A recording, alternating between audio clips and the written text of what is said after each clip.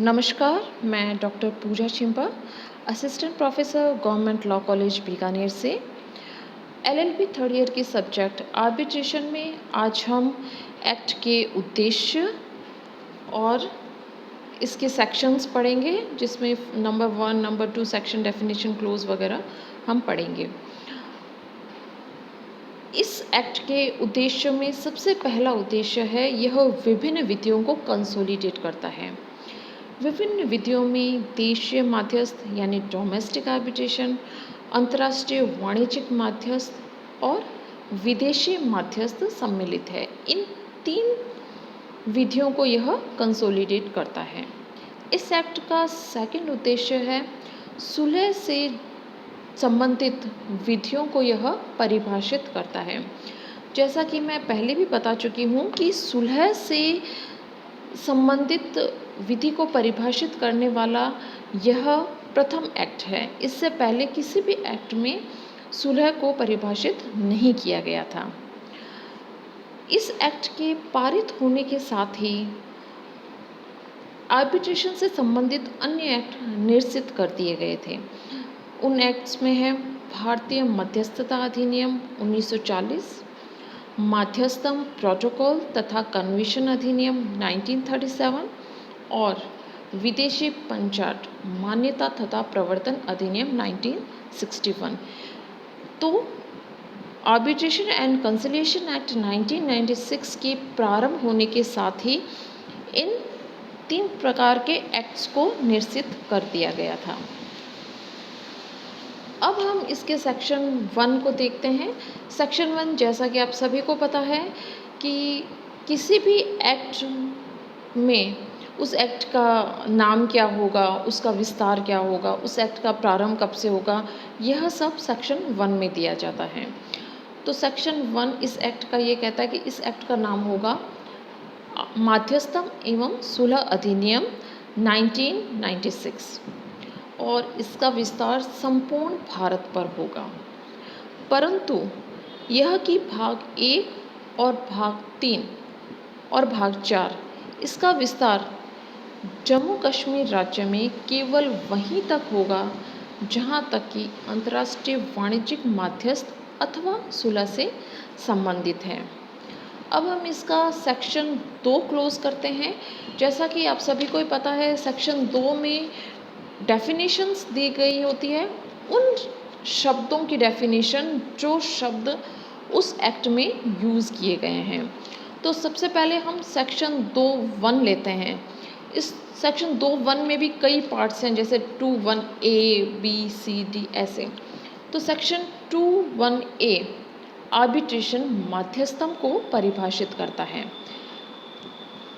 Act के section 2(1)A मध्यस्थम का मतलब क्या है यह बता रहा है।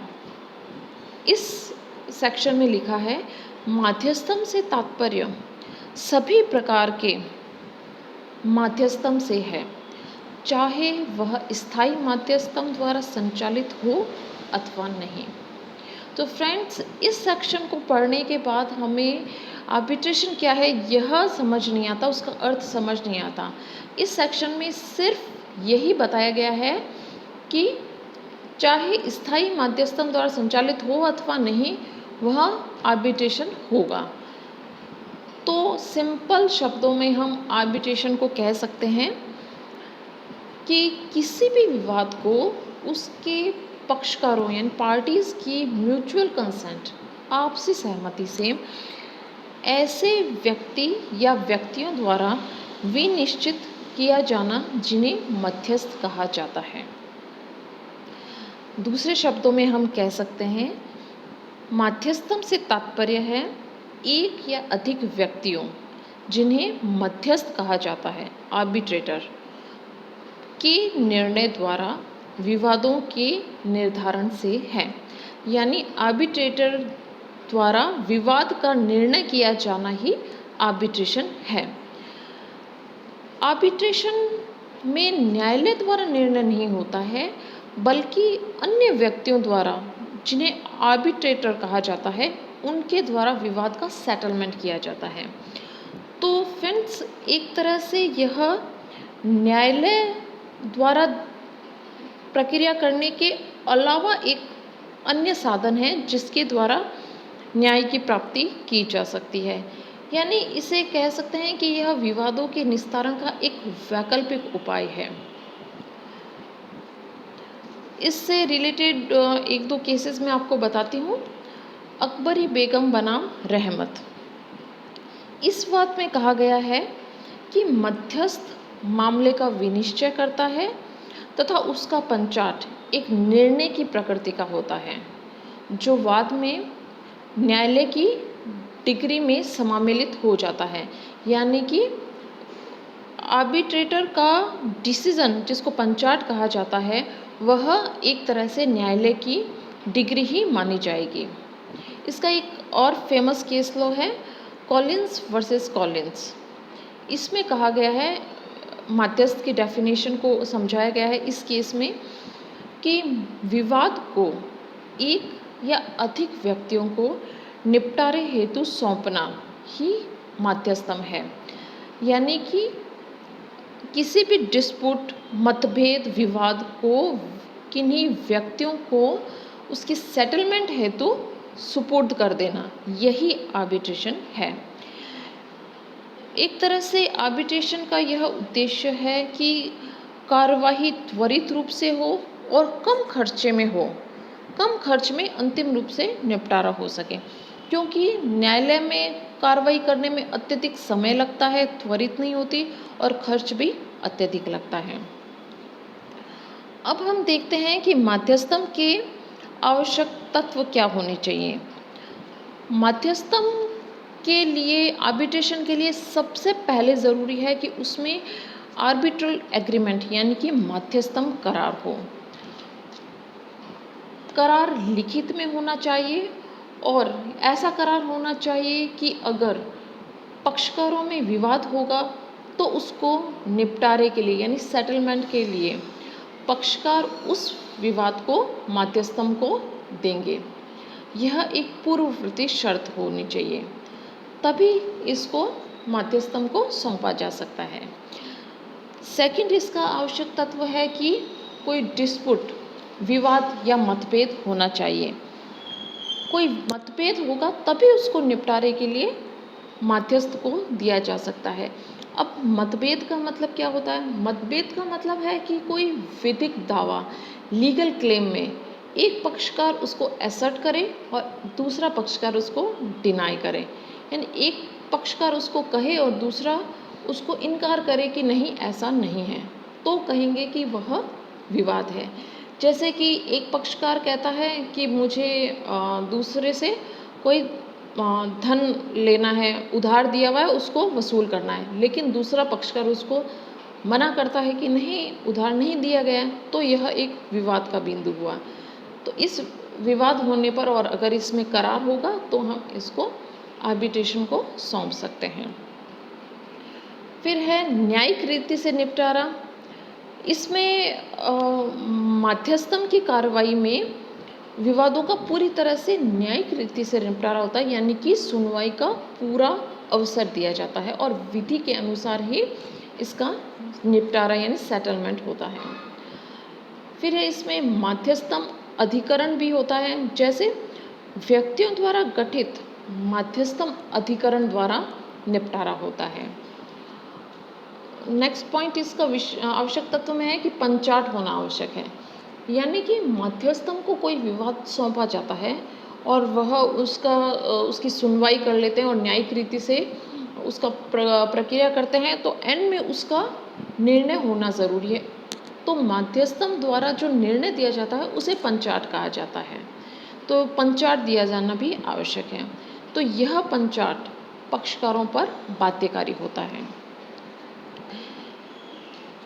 मध्यस्थम के कुछ प्रकार भी होते हैं, जैसे कि तदर्थ मध्यस्थम, संस्थागत मध्यस्थम यानी संस्था द्वारा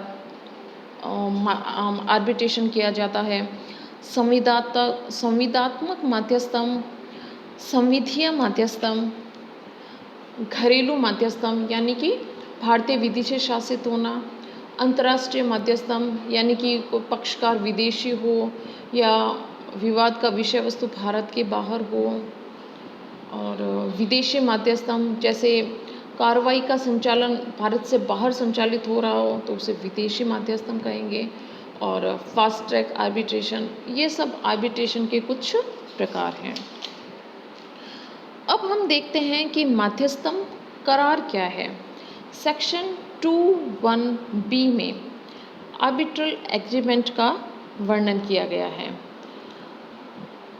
इस सेक्शन में कहा गया है कि मध्यस्थम करार से तात्पर्य धारा 7 में निर्दिष्ट करार से है।